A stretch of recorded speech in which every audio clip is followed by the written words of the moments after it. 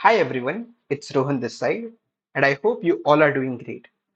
Now, in this video, I'm going to share an amazing mission with you all, where it's not just me who is going to participate in it, but even you guys can contribute in an equal way. And trust me, without you guys, this mission is simply not possible. So, what is this mission all about? How is it going to work? How you can benefit from this? All of these things I'll be discussing in this video. So, make sure you are watching it till the very end. By the way, guys, this mission primarily is designed for the students who are preparing for their Cambridge AS and A level mathematics and physics examinations for their upcoming sessions. And if you are one of the students, let me ask you this question. If your aim is to score either of the A or an A star grade, what will be your go-to strategy per topic regardless of the subject? Okay, what will be your go-to strategy or a roadmap per topic? How are you going to master them such that time and time you're going to master every topics, and there will be one point where you've mastered all the topics and you are all set for the A or an A star grade? So what will be that roadmap for you? Pause the video over here and try to think about it. Now, if you are someone who thought this roadmap is going to do something like this, that per topic you first make your notes.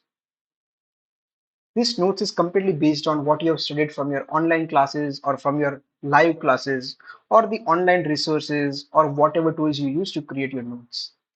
From that notes, you will also solve some of the example or the exercise practice problems to gain confidence that, yeah, I'm able to utilize my notes and I'm able to solve some of the exercise practice problems. And after that, to gain the exposure to the level of the questions that you can expect in your final examinations, you also go ahead and solve a lot of topical questions. If you said that this is how you're going to prepare for your A and A star, congratulations, you are really on the right path. By following this approach, you are very, very close to get an A grade. And just by God grace, let's say if the paper was a medium level or an easy level, it's also possible just by following this trick, you can score an A star. But what if I tell you that the question was of medium level, and just by following this trick, you are just limiting yourself towards an A grade and not going closer towards an A star? This could be a possibility. Now, why am I saying this? It is because if you're going to follow this particular approach that I've written over here, what's going to happen? Because you are solving a lot of topicals, the questions which are really very challenging and thought provoking will just go unnoticed because you have either asked these questions to your teachers in the school or maybe on some kind of online forums. And that's it. You are just never going to see this kind of questions again. And because of this, what's going to happen is in your muscle memory, there are specific type of questions which is going to be sticking in your head, which are the most common type of questions that you can expect. And because of this, you can just limit yourself towards an A grade and not an A star. So how just to make sure that you are just leveling up your game and increasing your chance to jump from an A grade to an A star grade? What is that one thing you can do on top of this roadmap? Now, please take a note of this before we move any further, that this additional thing that I'm going to talk about is only to be given any kind of attention if you are pretty comfortable in solving the common type of questions. If this level of confidence is yet not achieved, then I'll just say that per topic, just stick to this specific approach until you get that confidence. Now, once you attain this level of confidence, you are at least sure that even for the medium level of paper that they set for you, you are somewhere closer towards an A grade. And then to increase your chances to go from the A to an A star, the only one thing you will need to add on top of your roadmap is to solve more amount of challenging questions. Because per topic, if you just increase the amount of challenging questions, what's going to happen for your brain is it's going to be trained to solve some of the unseen level of questions, which could be either very challenging or a thought provoking, or it could be that it's a very easy question, but it's a different kind of question. It is something that is present in your notes, but is very rarely used in the common type of questions. So, regardless of either of these questions, it could be the challenging, thought provoking ones, or just the different kind of questions. If you increase this level of practice per topic, your brain is now getting trained to think above the normal or the common type of questions. So wouldn't it be a great thing for you guys that if you're having some kind of a portal that if you select either of the subject, then you will be having list of topics that you can select from. And based on any kind of a topic that you select, you get list of all the kind of challenging questions that has already been asked in the previous years of Cambridge examinations. And not just the list of the questions, along with that, you will also have an idea about what were the common mistakes done by the students who attempted that particular question in their examination years. How will we know this? From the examiner report itself. Sometimes the examiner reports becomes very complex for a student to understand, but then it is if it's presented in a very simpler format for you to understand that what were some of the common mistakes and then how you can avoid them. Wouldn't this simply be a great thing for you guys? Imagine there is a platform where you're getting all of this in one place. You are having the list of challenging questions per topic, and for every challenging questions, you are having an idea about what were some of the most common mistakes made by the students who have attempted that paper in past, and then how you can avoid them. And based on this, you are training yourself to jump from an A to an A star. And this mission is all about this. Together, you and I, we will be creating a powerful repository that is filled only and only with this most challenging, thought-provoking, and a different style of questions than the common type. Where if you think that, yeah, now I'm on a level that I am able to solve almost all the type of common type of questions, and now I want to challenge myself and really want to step up my game. So you come to this particular platform, select either of the subject, go to any of the topic, and solve only the challenging questions and level up your game from there. So how will we complete this mission? How are you going to support me in this?